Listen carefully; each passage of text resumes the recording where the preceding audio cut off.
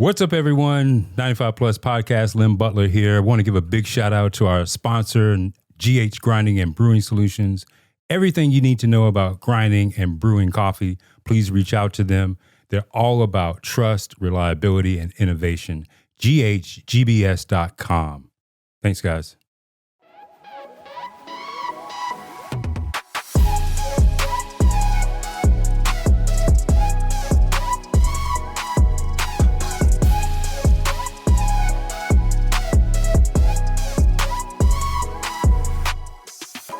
As we proceed to give you what you need, it's 9-5, everybody. Another episode of the 95 Plus Podcast, and there's no other way to start this than addressing the elephant in the room. For our YouTube viewers, yes, it is true. I'm wearing 2 earrings today. That's it. That's the only difference. For our and a dope sweatshirt. and a dose. Shout out Mew, man. Shout out Mew, one of the greatest original Pokemon ever. But for our Spotify, Apple listeners, if you were wondering why this intro is a little bit different, everyone is looking at me crazy because this is the first time they have seen me with my haircut ever. But you know, have to dread to be Rasta. Yeah, man. I decided to clean it up. Word. You know, that's what's up, man. We've talked It looks about. good. Thank you, Looks dope, man. Yeah. Thank you, man. I mean, I've been mulling back and forth on it. Like I haven't had my hair cut in 8 years. Yeah, it got me reminiscing on my fade days. Yo, it got me reminiscent of what I looked like when I was like a young adult, late teenager.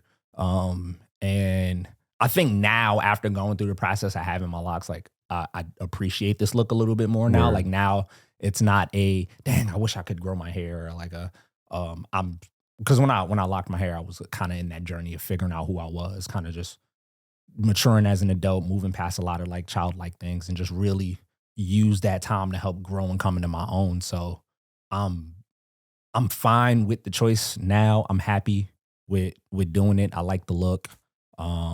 I did it on the 2-year anniversary of finding out about my father's murder. So it's a great way to have something else to connect to that day now, as opposed to looking at the calendar and having that be my reminder every time. So, you know, time Where my dogs at? Yeah, time for a new beginning, man. I turned 30 in a couple of weeks. Oh, yeah, that's time right. for a new beginning, man. Yeah, we're going to roll down to ATL. I'm going to be in the ATL, man. I'm going to be professional for most of it. And then when business hours are over, I am in Atlanta. I hear you. It's been real, y'all. Don't Hot Atlanta. Don't ask. You won't Don't know. go Freaknik on them though. They will be recording. They will be recording. There will be cameras. Hulu coming for you. Yo, the internet comes to everyone, and the Don't get Netflix canceled original in ATL, and the bro. Netflix original series will come for you too. With that being said, y'all, welcome to the 95 Plus Podcast. I am your host, Anthony Ragler. No longer dreadhead in the lobby. We're gonna have to figure out the new Instagram handle, the new intro to the show. Got a lot of changes happening, but I'm Lynn Butler, yes, aka Flesh Tone Crayon. I got you, didn't I? I got you. That's a new one for me. what? Yes. Nah. Oh wow, I was not the prepared DJ for that. formerly known as Pez. Yo, Flesh Tone Crayon in the house. What's up, y'all? I'm gonna be in 2 times. tears today. What? Yo, we got to give a big shout out to our sponsor too, man. GH Grinding and Brewing Solutions. We'll come back to Flesh Tone. But our sponsor, man, GH Grinding Brewing Solutions, they got everything you need to, basically brew a cup of coffee at your crib or in your cafe. They're all about, reliability, trust, and innovation, which is a huge part of what I'm about. I'm always about innovation. Yeah. Thus this podcast, right? Yes, sir. And speaking of GH Grinding and Brewing Solutions, we have our guest today, Josh Kimbrough. Yeah. Thanks for having me on. Yeah, Yes, sir. thanks What's for rolling going through. on, Honored man? to be What's here. up? Nothing much. And good luck with us today, man. Because like I said, man. we don't take nothing serious Hey, here. This So is one of my favorite pods. I've got it queued up in my iTunes. Listeners out there, if you're not subscribing, you need to do it right now. Yeah, please. Hey man, I'm trying. So yes, absolutely. If you're listening to us on YouTube, watching us there, like and subscribe. If you listen to us to Apple, Spotify, anywhere else, man, subscribe. Get the notifications when we come up. Follow us on Instagram, 95 Plus Podcast. We just trying to put out some good work for the people, and hopefully you guys enjoy. So let's get into it, man. Yeah. I'll let you start the lead here, my friend. Yeah, Josh, I was thinking, like, how long have I known you? And I was thinking about that too. Yeah, I honestly don't remember when we first met. Yeah. Did you start at Kimbrough Coffee? Or did you start somewhere before that? I started before that. I started in coffee in Greensboro. In North Greensboro? Carolina. Yeah. See? So All right, that's new. That's new for me. I went to UNC Greensboro, 02 to about 07. And on the main university drag there, Tate Street, there's Tate Street Coffee House. Word. So it had already been there for, 10 plus years when I got there. But it was really that watering hole. It was really that. That's that little kind of mom and pop shop right there in their campus, right? Exactly. Yeah, I've seen that. I think I walked in there once. A lot of character. Yeah. Like they have an art show every year, and they kind of keep a lot of the art up on the wall. So it's very, what do you call that style? Almost like a shabby chic style. I don't know what you call that, but you know what I mean. It's a very high contrast.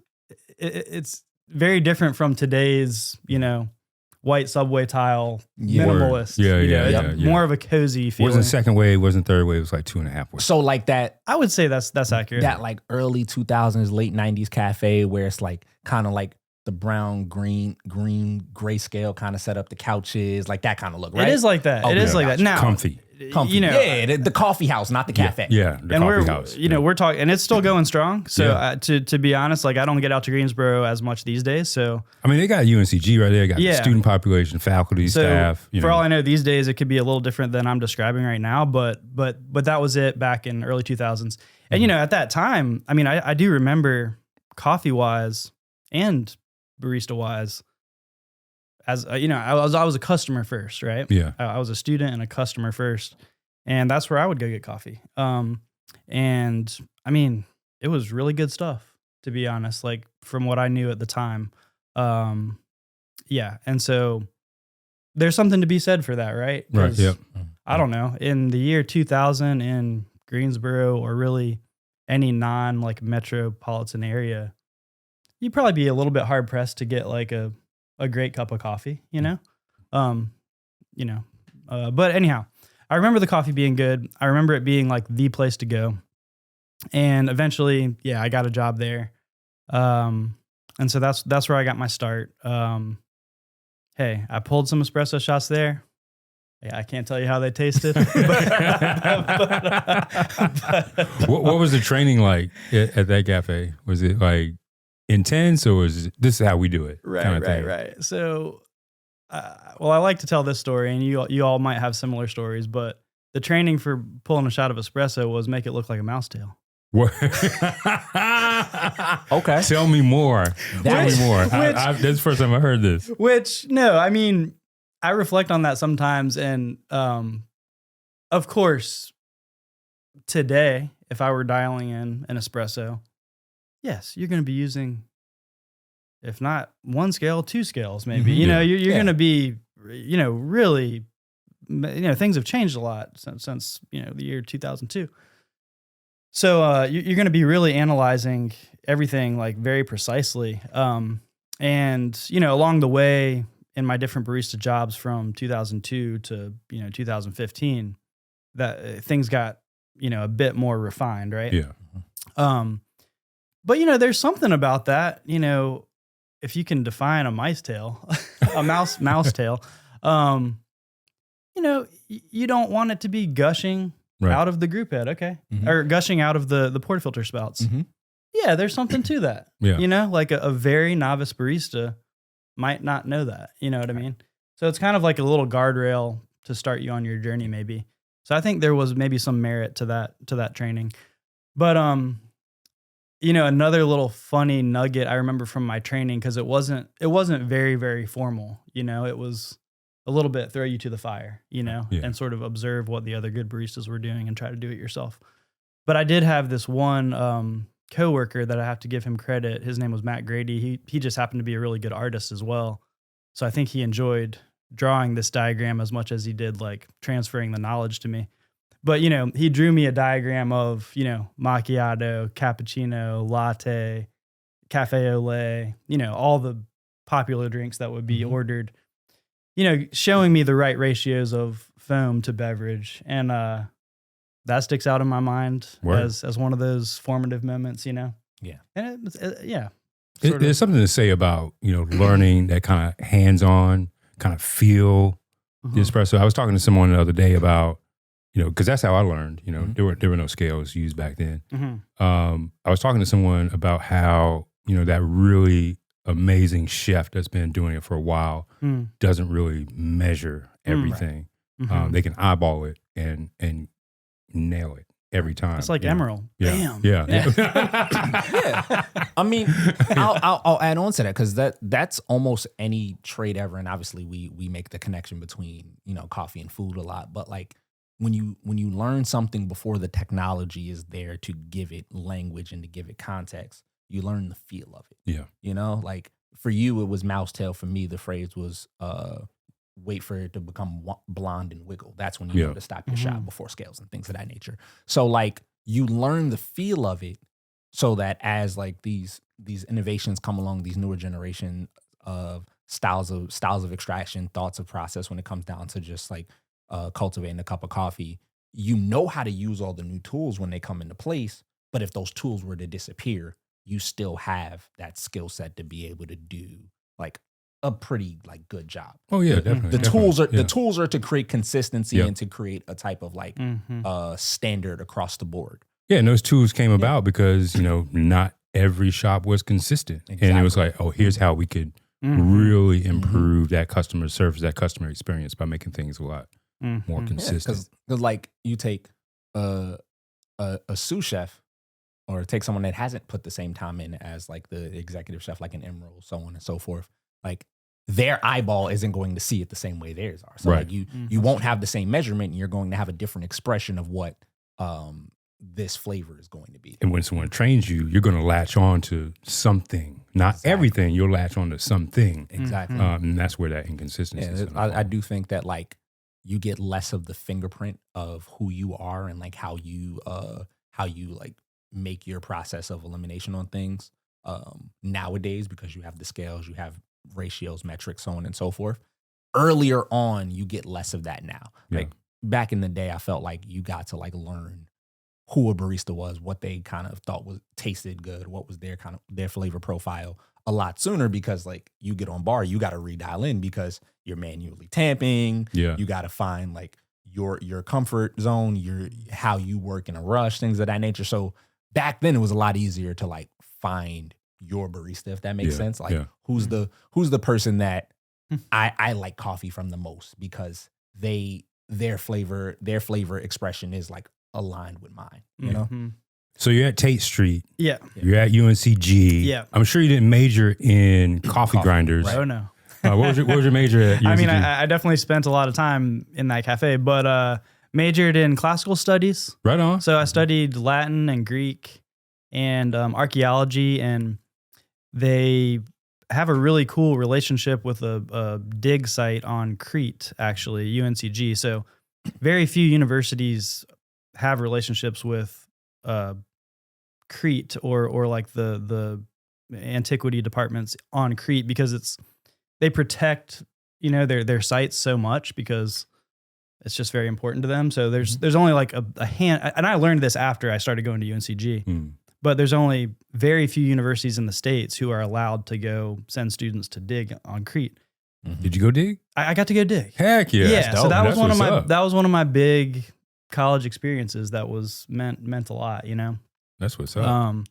And you know, one of those things where you have to trust life's path. It's like, I had no idea that was going to happen, but a friend of mine went the year before. He was like, you have to sign up for this ancient Greek language class because that's all you have to do. And then you can come on this dig with me. I'm like, heck yeah. Let's do it. That's what's up. Heck yeah. And drank a lot of frozen frappes out there to relate the coffee back into it.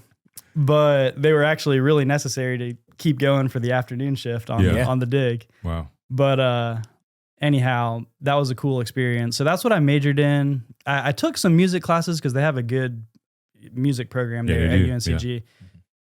And so I thought I was going to minor in that, and I almost got enough classes to do that, but I just I basically took a bunch of classes, but didn't quite round out the Curriculum. So it was classical studies for me. I mean, I spent a lot of time. I worked at the college radio station too, so that was another big piece. You know, I mean, you know how college is. It's like it's that life experience. It's that kind of blossoming, and you just sort of make the connections that you make, and you latch on to the places that you enjoy the people and stuff like that. So, but yeah, so Tate Street Coffee was my start, and then to be honest, when I graduated, I drifted out of coffee, for my livelihood, just because, you graduate and things get real, I guess. Yeah, coffee don't pay all the bills up front. Right, yeah. I mean, they're not as real as they are now, but things were a little bit more. It feels different the first time it becomes real. You're like, oh. Yeah. Right. You start to understand your parents. You're like, that's why you guys were this way. Yeah, let's try to get some insurance, Yep. So I started actually working in the school system at that time when I graduated, and I did move back to the Triangle. So I moved, I moved to Chapel Hill, started working in the school system. To sort of skip ahead a little bit. Were you in the Chapel Hill Carborough City School System? I was. Word. That's what's up. Rashkus Elementary. Yeah. Towards the beginning of that school. What year was that? Man, that was Oh, that was actually after. that must have been 2008. Okay. And were you teaching or like I was paraprofessional kind of setup? I was a teacher assistant. Got So it, I was TA. I was a TA. So I was, clocking in, hey, what would you like me to do for the day? Word. Okay, mate. Yeah. I was after 50, school. 50 copies of this. Okay, Yeah. gotcha. Help me I was right after back. school. Same school system. Yeah. Yep. Slice up these papers. Okay. Yep. Yeah. And it was early mornings too, because elementary school is early mornings. Mhm. But hey, I mean, right out of college, yeah, like I said, you had some insurance going on. But man, something that ended up giving me a trajectory back to coffee eventually was, okay, that was 2008, like I just said, recession. Yeah. Yeah. Yeah. Freeze on all the raises for TAs and teachers, everyone in the school system. Yep. It's terrible. I mean, less terrible for me. I mean, I'm young.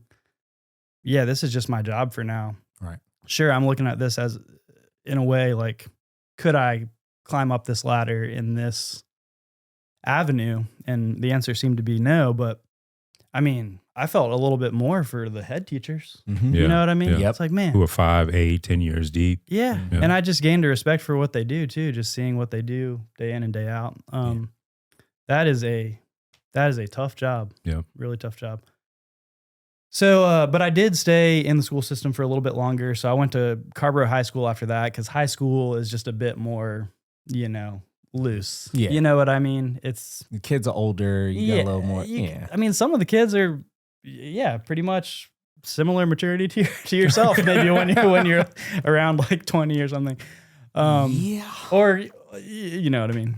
No, I'm with you. No. There's I'm very- completely in agreement. I'm like, there's like varying levels, yeah. You also realize, like, as you get older, you're like, wait a minute, I was not mature at 20. Right. You're working as a TA, and you're like, Exactly. they had me responsible. Yeah, for kids? exactly. I was like, you got me responsible for the future, guys. That's Yeah. Let's talk about this.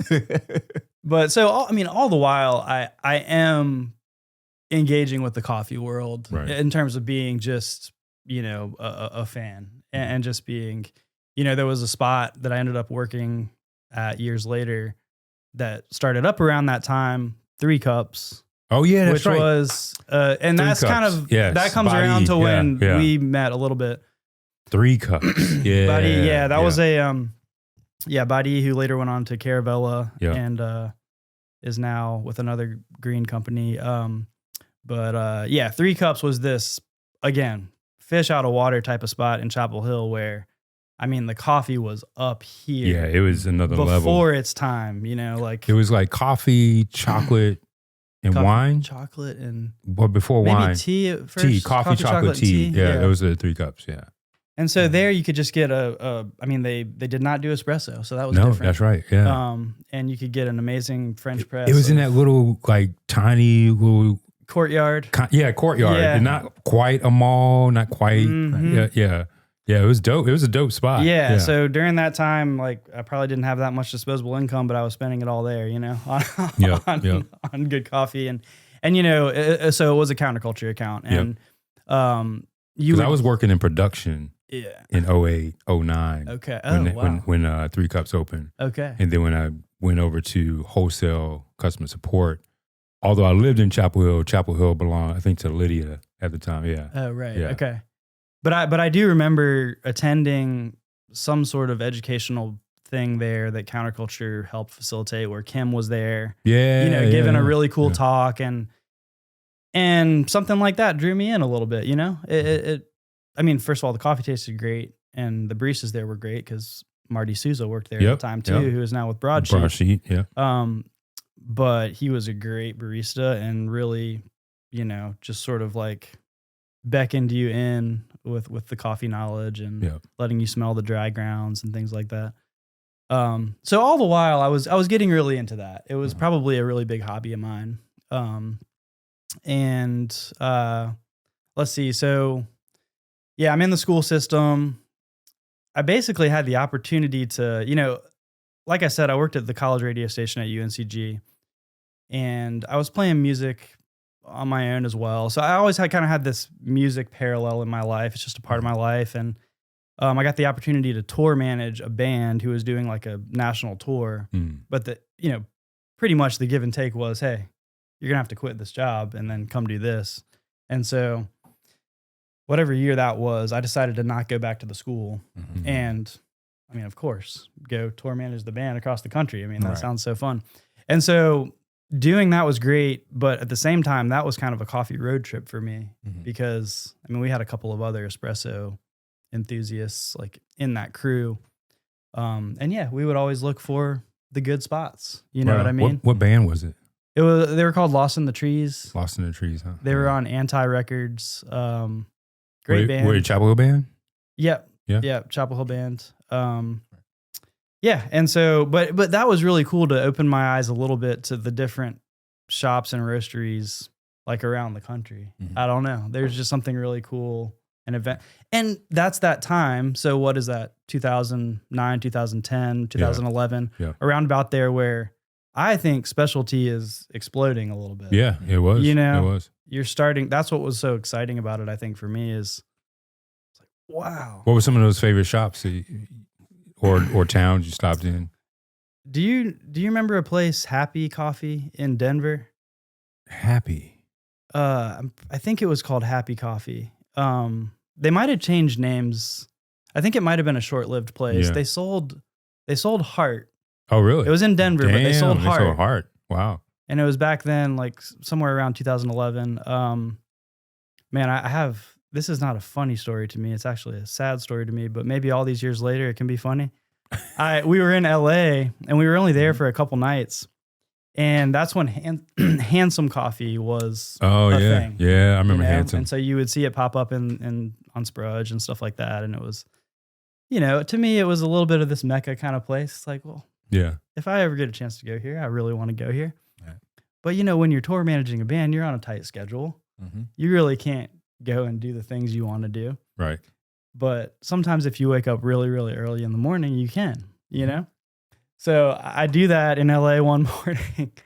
I get in the band van and I have not had coffee yet. So you see where this did he do what I think he did? You see where this is going. Did he do what I think he did? What I did, but on foot? Did you go to Skid Row?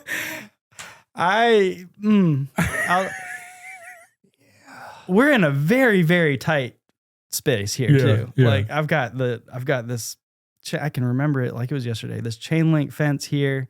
And I think it was like a cement wall on this side and like kind of a low, like barrier wall. But I start backing out and and this is, what is this? Like 7 a.m. in the morning. This is not my van, This is not good. This is not good at all. I abort the mission for Handsome because that's Handsome. Yeah, right. I never made it Handsome. Made that's no longer. So, right. it wasn't a bad wreck, but it was not a good thing. It was a irresponsible thing to do. You know what I mean? And I had to face the band leader and stuff. He was super nice about it, but yeah. Well, I mean, at that point, you just should have gone and answered. You might as well get the. I mean, damn. New York student proverb: if you're already late, you might as well get breakfast. Yeah, you might. So, under that same circumstance, I'd have been like, dang, this car is busted. It can still move. I might as well get this. Like, I'm get coffee. gonna deal with whatever is coming anyway. I might as well get coffee. At least I went to Handsome. At least I got the coffee then. I know. Never made it. All I have is a story. Yeah, word. So, have you ever gotten to go to Handsome Coffee? Let's start there. Never. Dang. Did I miss out? I mean, for the time, yeah, you missed out. In 2023, maybe but not. 2023, no. There's so many cafes. There's so many coffee experiences that are par and better, you know, to Handsome. Yeah. And how long did you tour with the band? That was like at least a month-long tour, if not more. And then there were 2 more like 2-week tours that came after that. But you know how it is in the life of a band, it's like around the album cycles. You know what I mean? So it's very inconsistent. I mean, that's the thing about the music industry in general and trying to be in it is it goes in these album cycles, these press cycles. I mean, in order to sustain that these days, you just have to feed the beast 24/7. Keep making music. It's hard to do. And so back then, I mean, they were doing a proper album cycle, and I think it went well. It was successful. But for those of us who had jobs based on the band, the recording cycle was going to come next. So that was going to be 8 months of quiet. You know what I mean? So, so that's what happened there. And but I'll transition to the next coffee job. So we talked about 3 Cups. 3 Cups during that time had gone from one location in the courtyard that we talked about to another location. Yeah, close to my house. The manager ended up being the band leader's wife. So Jenny Bell. Oh, word, yeah. All right. So she was managing the cafe. Who's the band leader? Ari Picker is his name. You know Ari? Yeah, I know Ari. Okay. Ari's good friends with Sarah, my wife. Okay. Yeah. Okay. I didn't know that. Okay. All right. That's why that band sounds familiar. Okay. Yeah. Okay. Yeah. All right. So Ari, I actually remember when you guys went on tour. Yeah. Okay. Oh, damn. But that's so crazy. Jenny said, you know, Josh, we're going to start a pour over program because they had only ever done French press. Yeah. I think they had. Did they stop doing French press at that time? They did French press at the old location. Okay, I think they transitioned. At the new location, they did pour overs and they had an espresso machine. I installed that espresso machine. Oh, okay. You know how to install machines, bro? Yes. Why you ain't doing these? Man, I don't want to do. Dude, I've been telling y'all I know how to. Whatever. We'll get into that later. Nah, you got it. We'll get into that later. Don't worry. I hope you know you just open the door. You can't close now. Ooh. I'm glad I could be here to bring this out. You know, appreciate you. It's over. Take the L out of lover. It's over, brother. You were installing machines. But So the new 3 Cups location, they were no longer doing just the French press. They were now doing espresso, the machine that Lem installed. Yeah, and wine. And wine. Yeah. And they were doing drip coffee, but I think it would have been batch brewed. Yeah, it was like a FECO. Okay. I think I may have installed that too. So what Jenny wanted to do was start a pour over program. Oh, wow. There's some things we need to work out after this podcast is over. Don't worry. 95 therapy coming. Just coming to the Patreon. Don't worry, we got it. But I think at the time it was becoming more popular to do the hand pour. Yeah, it was around that time. Yeah, around that time, and they wanted to feature some special coffees. And Jenny knew me, and at that, I sort of lived in this band house at the time, and I was pretty serious about my coffee. Like at the band house, I had a coffee subscription to like Craft Coffee. Do you guys remember that subscription? Yep. Or they had some really cool roasters involved in that subscription service, and she was just like, Josh, you know, will you please come work here and help me start this pour over program? Because she's like, I don't know anyone else who would care about it like as much as you care about making pour overs. And And I was like, yeah, let's do this. Heck yeah. You know? So that was my entry back in. Mhm. And I'm very thankful for that because number one, she's great. She was cool. And the other coworkers, they were great. Like I said, I mean, that place in general, the vision for that company, 3 Cups, was just like excellence. Yeah. Like excellent wine, excellent coffee. Yeah, and their goal was to kind of slow things down because they didn't have like plugs for laptops in there, and they put out newspapers for people to kind of just chill. Wow, you're bringing it back now. Read the newspaper. The memories are coming back. Like the Independent was on the table. Yeah, and there wasn't really good access to Wi-Fi. Those the no Wi-Fi cafes. Yeah. But it was I'm really glad that pulled me back in because that really changed some things. I mean, that really put me on the trajectory that I, was on after that. Just because I think partly because some of the people I was around, and even some of the people some other baristas from around the Triangle who would come get coffee there. Yep. Miles. Yeah, Miles Murray. Miles was my next milestone. I mean, my next coffee hero is he would come in to get coffee. Yep. And tell me about all these cool things happening in the coffee world. Yep. And that got me excited. Yep. Like Miles Murray. Barista Is he still in Guild. Australia? He's still in Australia. Yeah. Word. So. Damn. But shout out to Miles. Shout out to I haven't Miles. seen him Miles in years, Murray, dude. Yeah, because it was like the old heads. It was like Miles. God, I'm trying to blank on his head. He also worked at Carborough. Went to Michael Harwood. Michael Harwood. Yeah. Jesus. Oh yeah. He's back. Vignette. Yeah. He's Vignette doing Vignette in Greensboro now. Yeah. Yep. So, and so that brings us to a point where that's actually perfectly brings us to a point where you and I would have met, and I may know this and you may not. Yeah. But Miles also introduced me to. It was either Miles or Ginny. The throwdowns, the triangle throwdowns. Remember when I was talking about that one cafe in Durham? I don't know if we talked about this. There was one cafe in Durham. I was their rep, and they were like struggling to get people in the door. And I was like, you told me. I was like, well, there's this thing that I saw down in Atlanta at Octane called a latte art throwdown. Let's try that. And so we did it there a couple of times. Miles came out.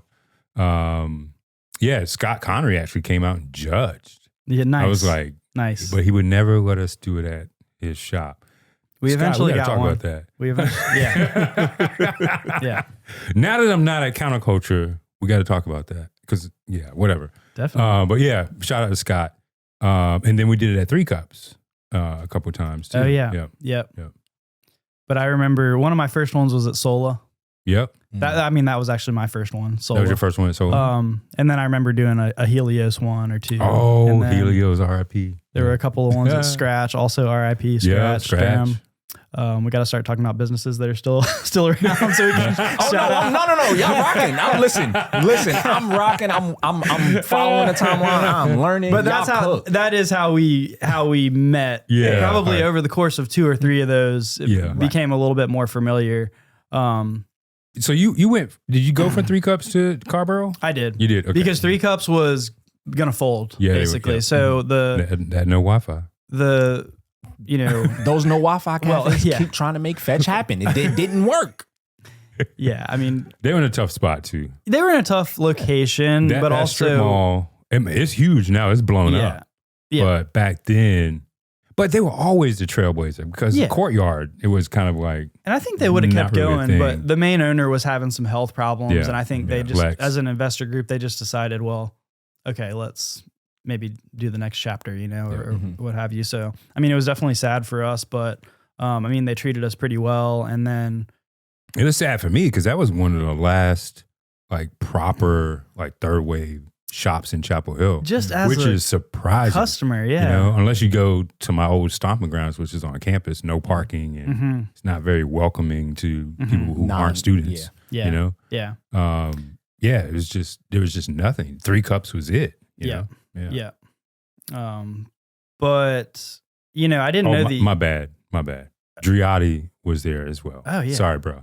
Oh, of course. Yeah. Well, no. He's seen the DM come in. Yeah, he said it. I saw it I'm gonna be in trouble. So I was like, shout out to Driotti. They were also in Chapel Hill, Yep. which they are still there. Yeah. So yeah. Yeah. So, but when that place was folding up, I certainly I was at a crossroads. Mm-hmm. Yeah. Like, what am I going to do? I mean, you always had the option to not do coffee, you know? Yeah. But at that point, you were what, like 5 years in? at that 4 years point, in? I was really learning how to make. No, but if you include Tate Street, Yeah. I mean, I All was really learning how to make drinks Yeah. and really figuring it out, you know? And I think I did have a thirst to know more too. Just about, okay, I had never been at a place that sort of had the roastery aspect as well. Mhm. So, okay, that's a whole nother, you know, interesting, you know, set of things to learn about. Yeah. And I just remember with Scott, I mean, he may not even know this, but I remember like seeing his picture. I mean, of course I knew about Open Eye and Carrboro Coffee Roasters just because I'm from this area. Yeah. And I've always liked those institutions as well as the coffee. But I remember seeing Scott's picture on like the Barista Guild of America website. It was somewhere in their marketing, and the Barista Guild of America was exciting at that time, just because, you know, they were talking about things like, you know, trying to make being a barista a profession, or just trying to answer some questions in that landscape. You know, is there a way that we can have this Barista Guild where perhaps if you buy into it, you can get insurance, and just some cool things like that. And I still got my jacket and my level 2 pin. Peace. Level 2, yeah. Respect. But so to me, what that was a symbol of, seeing him on that website, was just, you know, hey, Scott is connected to this wider world, this bigger thing, and this thing that seems to care about baristas too. Yep. And so I wanted to get to know him and get in front of him at least and see if he would give me a job. Right on. So was this when they were in that small space, or did they already transition to the big space? It was in the bigger space. The bigger space, yeah. And you know, I think I sent an email first, but then what really made it happen was like I just bumped into him on the street of like in front of Open Eye. I was going to get a drink or something. I'm just, hey, give me a job. I'd like to talk to you. Don't be scared, but but I know you. I know you. You don't know me. I know you. I've been looking at pictures of you. You know, no. It got real weird in Carrboro that day. I didn't know. The things that come out, we can edit that out, right? We can. I mean, I don't know. Will you? No. But no, it worked out well. Yeah. But, Mark was back there too. Back then. Yeah. Mark was roasting. Who works for a GH right now. Mark, awesome soul, awesome person, and very experienced coffee person. So that was cool. Yeah, to be in this place where Mark and Scott, two people with lots of coffee wisdom, were there. And yo, were you at Carrboro Coffee when Elle and Japanese worked there? No, you weren't? But I used to listen to his music. Okay, because he was a barista there for a short stint. I didn't remember if it was that timeline lined up, but anyway, he's a DJ. But actually, he did our shirts at Black and White, the first run. He does cut the music prints out of Greensboro. Mm-hmm. Yeah. But I think there was just a wealth of knowledge there. I mean, and there was also some, I mean, they have busy weekend mornings there. Yeah. You know, I think that was the spot. So in Carrboro, really, I got to learn how to like rip through a morning shift on bar there, and I'm happy to be able to say like I've done that and I can do that. You know, because that's And his baristas competed. He judged. True. He did regional judging. He did national judging. Now he does Cup of Excellence judging. Wealth of knowledge. And I think his heart is in the right place with the coffee world too, which is really cool. Yeah, I met Scott at my first competition, 2005. Yeah, he was judging back then. Yeah, but I basically did the thing where, you know, because we did have a little training lab there, as well as the roastery and the cafe and in one of the buildings. And I just did the thing, you know, I wasn't married at the time, didn't have kids at the time. And I would just do the thing where, I mean, my shift was over, but I'm like, I'm just going to hang out here for a while. Yeah. Right? Yeah. Scott would be like, you're not leaving yet? Like, can I just like taste these coffees with you a little bit? He's like, well, I guess come on in, you know? Yeah, right on. You did the sponge for knowledge thing. Yeah, definitely. Yeah. Definitely. Word. So it was a good environment for that. And then How long were you at Carborough? I was there for, sometimes I forget the span because it felt like it was a very significant amount of time. Because like I said, I was there 24/7. Yeah. But it was probably like a 3-year stretch, 3 years. if not 4-year stretch, something like that. Did you do the whole like barista thing, or did you move like barista manager, anything like that? Barista thing, and then I would say there may have been some step ups along the way, and then like director of coffee for Oh, right the on. roastery. Okay. So it was like training accounts, Right on. and sometimes on site, sometimes in our lab. Mhm. Also teaching like the weekend classes that we would do the class series where it's like, you know, brewing, milk steaming, those different things. We had pretty good attendance for that. And cuppings, leading cuppings for the crew and things like that. So yeah, very fortunate that I was able to find an opportunity like that. I mean, I know I've heard you guys talk about opportunities on different episodes of this pod. And I mean, I feel very fortunate for that. You know, I mean, I think, you know, Yeah, that's one of the advantages. it's not a dime a dozen to have a situation like that. No, it's not. I mean, especially in certain places. I mean, we have a lot of really cool food and drink stuff here in the Triangle, but still, you don't have, every place isn't a situation where the owner is a head judge for, you know, has this palate that is like legitimately has that larger connection. Extremely not just their place. Right. Yeah, and can really teach you based on the great palate that he's got, you know, you know, how to sort of score coffees and just how to taste coffees and basically piece together that well-rounded coffee piece. You know what I mean? Anyhow, but I feel lucky for that. Yeah. So after spending, you know, 4 years or so at Carborough, what was next? Next was working with Gary. Working with Gary. Yeah. So that was Malkoenig USA. So this was after Kyle left.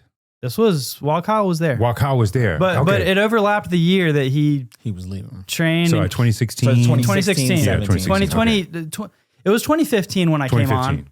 Okay. Yes.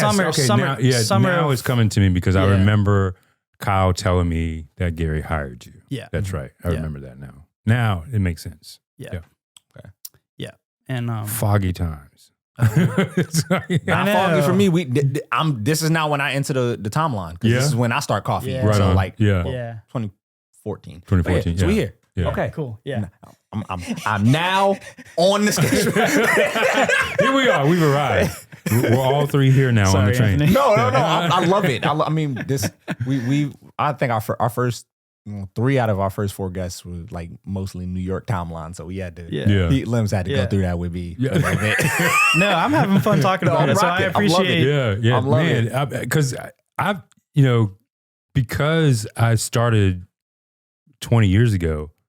You know, you're actually, aside from people like Gary and Scott, and even Brett over at Counterculture, aside from those folks, you're like, you know, in my age group, kind of, that started before me. Because you started 02 or roundabouts. Yeah. I didn't start till 04, you know, or 03, 04 in coffee. So it's like, I kind of forget about those years because most of my colleagues, they started well after, right? You know, so it's like my timeline with my colleagues started in like 08, 2010, you know what I'm saying? And then I kind of forget about and then those other y'all years. also have that connection of being from the Triangle, like being from Chapel Hill area and kind of like knowing the same spaces that a lot of the people, because Chapel Hill's not that big. It's like 9 square miles, and Carborough's even smaller. A lot of the people that are on that 08 and onward timeline were not there when those other shops were there. So like you're also talking about like a very specific time period that like not many people have the same experience of. So like though that colors a lot of the experiences and the way that you guys see things that a lot of people won't get. So this is definitely still important to flesh through because it's a part of a timeline that even people that are from here don't have. That's so interesting because you take it for granted too, or I take it for granted. I this really whole timeline. Back then, because I mean, you'd bump into people at like Breadman's. You know, like people who played in bands, who played at, the music scene in Chapel Hill was big. Right. So you'd just be in a random place and you bump into people. And then when I got into coffee, I'd be in a random place and bump into baristas, you know. And that's what it was like for me early in my career. Cause like, yes, it was the music side, the theater side, the poetry side, like most of the people in New York at that time, a lot of baristas, that was the thing they did to have something stable and something to do during the daytime because we were artists at night or we were going to grad school or something in that nature. You know, there was something else we were doing. Coffee was kind of this aside that just like kept the lights on. But there's so many people during that timeline that my connection to them like started because of coffee, but our relationships that have built in various other ways. For you guys, it's obviously the music connection, it's the timeline, the location, it's both of you guys starting at campus cafes. Like there's so many pieces that add context to your experiences and who you guys are today that a lot of other people don't have yet. So speaking of Breadman's, did Breadman's end up in the old 3 Cup spot? Not exactly, but the same building. Oh, same building. Yeah. Okay. Yeah, all right, I cool. drive past it sometimes. Breadman's was this dope, like, you know, local breakfast. They serve breakfast all day. And if you did music at night, the next day you'd probably end up having breakfast at Breadman's. So that's the mom and pop Waffle House? Yeah. Okay, so they had the smoking section, which was always empty. And then the non-smoking section was packed. And you come in and be like smoking and non-smoking. And the wait for the non-smoking was like 30, 40 minutes. Well, I'm sitting and smoking because I want to eat right now. Right. That's awesome. Yeah. That is not the experience of smoking and non-smoking in New York. That was back like in the day, right? Yeah. I remember, I'm about to veer us off track for a minute, but I remember this one time I had to have been like 6, maybe 7, going to Applebee's downtown Brooklyn. And it's still the era where, you know, smoking, non-smoking is a question that's asked when you're getting seated. And my parents smoked like pretty consistently.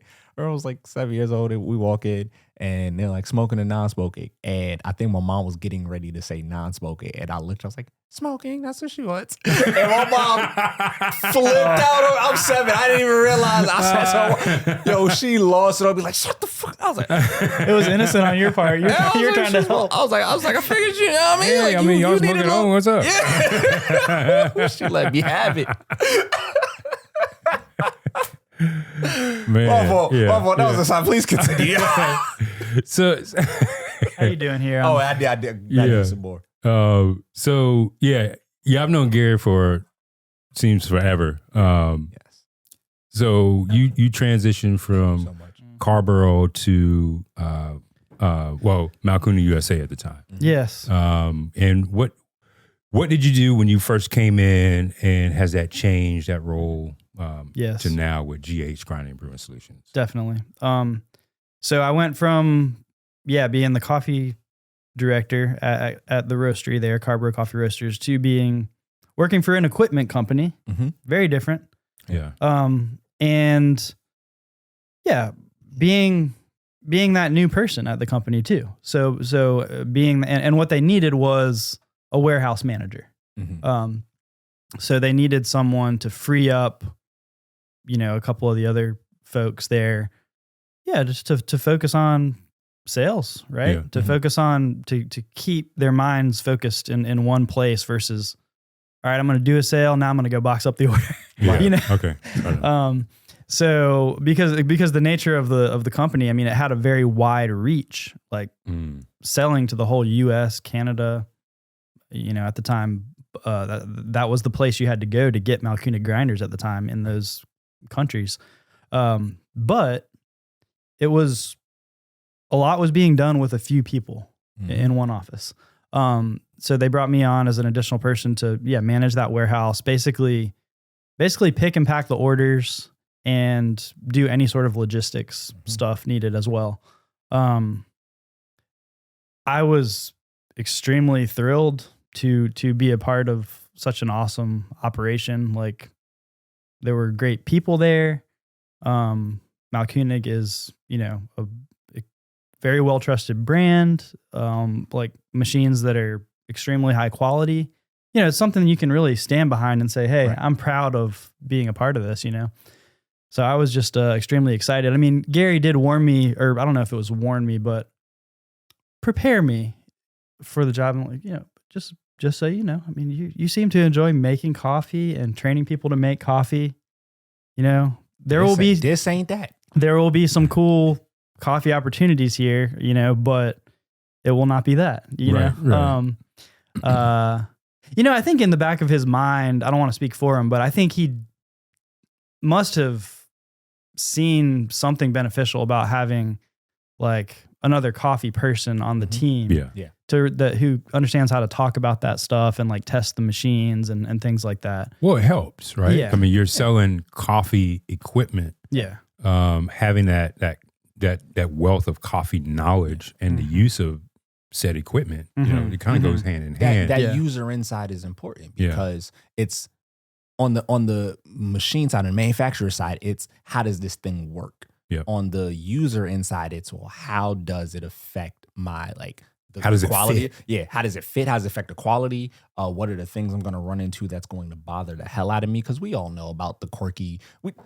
Before you became a manufacturer or working at a manufacturer, you worked at plenty of cafes. You know the thing you got to do to your machine, thing you got to do to your machine that's specific. Like, if you pull too many shots in a row, you have to, tap it like this to get it to work the way you want it to. So you have a different context that colors how you present it to the users because they're not looking at the same things that a manufacturer is going to look at. They're going to look at metrics, how fast it goes, particle size, things of that nature. User in it's completely different. So it's always an important piece of context to have and always a great skill set to have. And I had a conversation similar to that when I started pivoting into being a tech. Like my manager at Counterculture at the time had that conversation with me like, hey, this is not being a barista. This is not running the wholesale side. You're going to see a completely different side of the industry. And you have to be prepared for that. So the context is important because it helps you be better at that job, but will you still be as fulfilled because you gained your love for this through being able to make drinks, being able to talk to people in a cafe setting. It's in a completely different role. So Yeah. And so it was a lot of receiving boxes, moving boxes, forklift. Like I said, I mean, the all around situation was so exciting for me. Just the people I was able to be around, my boss being, a really great boss, and things like that. That it just, to me, it felt great. It felt fulfilling. So I did get to experience a lot of cool coffee stuff, even though I was on the equipment side, especially that first year, because that was the year I think I came on, and maybe right at that time, Kyle went to Ireland with me, with you. And so that was happening, and we would see you a little bit. And then right after that, you and Kyle put your heads down, and all of a sudden he was training for his next season. Yeah, he wanted to be the first barista that did not work for a coffee cafe or roastery, an equipment company. Yeah, of all things. So I mean, almost every day I was tasting Finca Neguo, having a cup placed on my desk of some of the best coffee. Which is interesting to know that was what the stigma was at that time. That was what people expected the barista champion to be. Because in this era, I think about the fact that when was the last time a active barista won the barista championship? Yeah. So when the year I competed, the year I won, I went into qualifiers. One, I didn't want to go independent. Counterculture didn't want to back me. So you went under Verity. I went as on a recycling company. Yeah, you went under Verity. Under Verity. I can't think of the last time an active, a person whose job is to make coffee in a cafe, won. Yeah. Like that was one of the things that Sam Lewinson held on to so much, where he's like, yeah. I'm one of the like only U.S. barista championship finalists that you He's made it for come us. get a cup, that you can come get a cup of coffee from today. Yeah. Oh, In the shop. Yeah. Yeah. Yeah. Mm. 4th place. Yeah. 4 times. 4 for 4. I call him Wendy's. He hated. Alabama Sam coming for him. Yeah, me and Alabama Sam about to have a nice season this year. Yes, sir. Word. Yeah, so as you were saying. Yeah. So yeah. I mean, that was a very cool thing too, right? Yeah, tasting All some of a sudden, I'm in crazy like coffees. the belly of the beast. You tasting some Jose Gallardo, thinking the Guo. Exactly. So Yeah. Well, first of all, I'm thrilled to have this job because there's so many great things about it. Yes, the nature of what I'm doing is, making sure the boxes of espresso grinders are ready, or boxes of coffee grinders are ready to ship. But in the meantime, I'm sitting there hanging out all day. Like you might come by, Kyle's there, just like fine tuning some of the best coffee you could taste, and I'm getting these cups placed on my desk.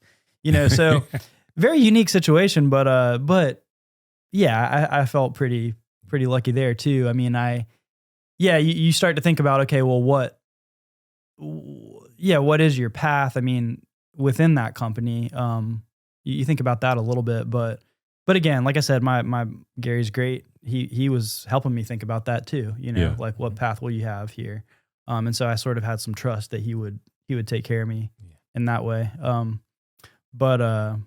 But yeah, I know. But I like your thought. I wonder if we can talk more about that. It's just like that thing that first ignites the fire in you, whether it's in the coffee world or somewhere else. Like, do you have to pursue that exact set of, things that you're doing? Yeah. I mean, but when I heard you say this in another podcast, but when you are just behind the bar pulling the shots, let's say that is what excites you, maybe not tenable once you have that first kid coming, or you have certain things come up along the way. And you, I mean, you spoke to it a little bit with what your experience was your first year at Malkonig. Because I have this context too now, because this is for those that don't already know, it's not a secret. Kyle's about to try to compete in Brewers Cup this year. And like, even without Kyle competing, like when I've been competing as a employee at Black and White, I know how anal and obsessive he is about getting things perfect. And even just on the side of like making sure the coffee that we put out at Black and White is as great as it can be. Like, he's very obsessive. He refines things. He perfects in such in my own words, in an inspiring way, that knowing what he would do to get ready for competition, for that to still be around you as you pivot out of working in a cafe, like you're still kind of getting that inspiration stoked, like while learning this completely new trade and completely new way of thinking, because you're taking, I don't know how much managing experience you had in your cafe time, but taking the skill set of like inventory, being able to make sure everything's all aligned, so like being able to be a warehouse manager and still having, but I get this moment that's like stoking my inspiration of like finding the perfect cup of coffee because I got this guy going for US right next to me, Right. And it's him of all people who's super obsessive about getting the small details perfect. Yeah. So No, you're right about that. I think for me, because like I said, for me, it took a while to get to coffee curious. Like it was always people before it was coffee. I think when I finally got to that point, the person that did that for me was Sam. Like, right on.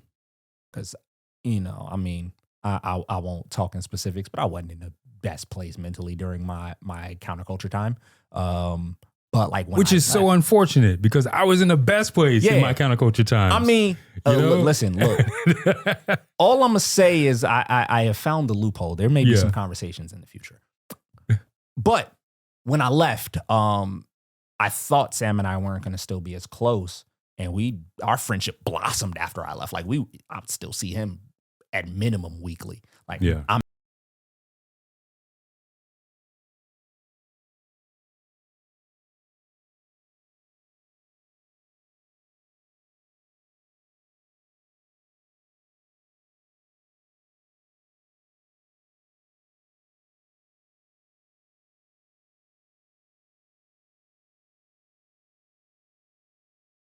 was the person that was the Kyle for me. Like, Mhm.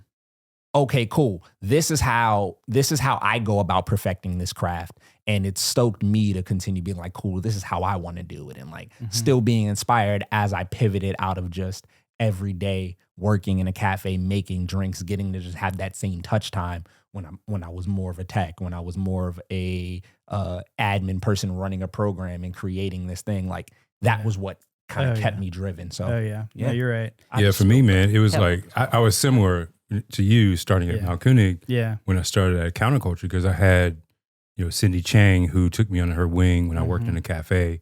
She coached me for a competition. There was Kim Elena talking about sustainability. You had Ken McDuffie. He had a decade of turning wrenches at Counterculture. We had Peter G., who was head roaster, and then the educator, green coffee buyer. I mean, it's just a wealth of knowledge of people. And I just came in through the back door to bag coffee. And it's like, oh man, I'm surrounded by these giants. Right. And I can learn so much in the industry, you know? Yeah. So I feel you, man. It was dope. Yeah. And we've talked a bit about the competition stuff and it's really not that funny, but it is a little, everyone might not think of this first when they think of Mount Kunig USA or GH Grinding and Brewing Solutions, which we are now. But that's a big source of inspiration and a big source of what keeps our fire going is that competition season. I mean, we sponsor it every year. We're sponsoring We're sponsoring it again this year. I mean, who knows if that will just always be the case just because of circumstances and bidding and things like that. But we certainly want to. And the folks who are on the boards there are, always are great and reach out to us and stuff. But yeah, there's so many little stories that all of us can tell from our team, and I know y'all too, about just these inspiring moments, like people pushing themselves to the limit. Like typically, I mean, sometimes using our equipment. The equipment's just a tool, though. Yep. Yeah. But that's where the fire comes from. Now, can I speak to that a little bit? Yeah. So two things. So one, I've said this on the podcast, and I say this like in every realm of life that I've competed in: poetry, sports, coffee, whatever it may be, right? That a huge part of why I love competition isn't necessarily just because I have that competitive fire. Like, yes, I'm a male. I'm from Brooklyn. I played sports growing up. Like, yeah, I got a competitive side to me. But the thing about competition is that that's the place you see people strive to be the best versions of themselves. Like watching people try to achieve perfection is such a inspirational and just like motivational thing for me that like I don't think I'll ever like pull myself away from, even if I don't want to necessarily be an active competitor. Like it's something that it's people trying to bring the best version of themselves out. And I love watching people strive for that. Yes. But what you were just speaking to about why Mount Kunig and now GH is still always around the competition scene is something that I talk about when walking people into the story of like Black and White and like why you guys do the things that y'all do, like you and Kyle, because at least from my experience coming into this, and you guys' story kind of fits this too a little bit, but it's a little different because you guys are around Counterculture, Mount Kunig at the time. But like, you don't really get a chance to understand the coffee industry at large when you first get into it. Like your understanding of coffee, for the most part, is the region that you are from. Like the other baristas, the other cafes, and like for a lot of people, you don't really know if what you know about coffee is correct until you're in that national scene. Like, cause you cafe, like you said, when you ask him about his training at his cafe on campus, like this is how we do it? Cause that's what you learn when you go from one cafe to another. It's like, this is how we do this here. Like undo these couple of things you learned from your previous spot, cause this is what we do. And that's why there are cafes that are like, hey, I'd rather hire an inexperienced barista that's never done it than someone that has bad habits. But the national scene, going to expo, going to competition, those are the spaces where you really get to see industry and thought leaders like all converse at one time. And that, coupled with the people striving for perfection in this space, leads to so much of the inspiration that leads to innovation, that leads to community building, that leads to seeing the trends and changes that are going to happen large scale for the industry. Yeah. So I totally get why like that inspires GH to be a part of it, because it's what inspires us to be a part of it, and it's what has brought so many great people to like make careers out of this space because they find something they fall in love with in that space. Mm-hmm. Yep.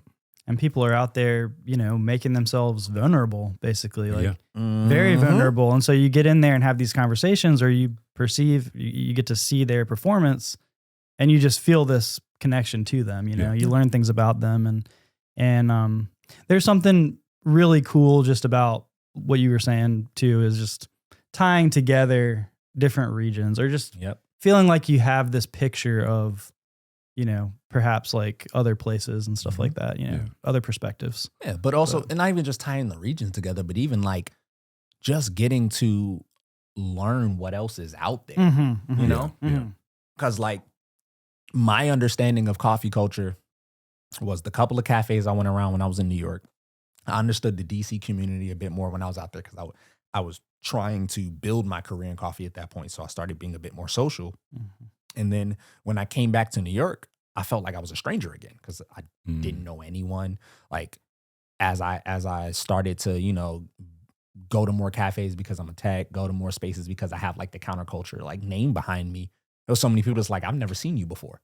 I even joke about this about my partner because when we met, it was when I was doing the Salesforce program. Like this is way before anything was going on with us, but like she had been managing and running programs in New York for years at this point. So coming in and me being like the person running this program, she's kind of like, well, who are you? Because like, I don't know you. And I've been doing this for a long time. You clearly got to be like some type of fraud. And it's like, no, I was doing it. I just wasn't doing it here. So like, so like it's. You imposter, you. Right. It was like, let's see if you really about this. Right. So she will debate me to this day that was not her thought, but I swear it was. Well, that's her MO. Right. you know. So we're gonna leave it at that. Sorry, Nina. It's all love, but I'll tell her that like to this day. But it's like you don't even get to really understand what else is out there and how else the rest of the in this case just country. I won't even go to world yet. Like just the rest of the people that are leaders in this industry view things until you end up in this space and get to compare notes. So like a huge part of me competing was I don't know if what I know is right yet. I've worked at these places for however many years and things keep changing. Yeah. Like one, that's because the industry changes, we grow, we get more information. But two, it's also like everybody has this is how we do it. This is how we do it. So I didn't know. And that makes sense because of your demographic, right. And the way your cafe is set up, right. the folks you hire. Whether it's like that revolving door baristas or if you treat your baristas right and they stick around, it's all different, But for someone that isn't like a coffee enthusiast coming into this or having a base knowledge before I was taught anything, because I didn't have any of that, it was just, I don't know which version of this y'all taught me is correct. Right. So I'm just going to go to this place and hope for the best. And then you then come to learn the answer is all of them are correct in their own way. Yeah. And it's what thing you gravitate towards more, but it's that space being a hub for knowledge, that space being a hub for innovation and being a hub to like inspire people to try something outside of the box is what makes it what it is and why people keep coming back to it, Yeah. All right, man. And with that being said, that is another episode of the 95 Plus podcast. Thank y'all for tuning in and listening. Thank you to our guest, Josh Kimbrough of GH Grinding and Brewing Solutions. Len, man, close them out, baby. Yo. I got him. He's nervous. Dude, I miss Dreadhead in the lobby. We got to come up with a new one, man. Oh, don't worry. When I get it, it's going to be a good one. But thank y'all for coming out, man. Yeah. 95 Plus podcast. Peace. Two times. Yes.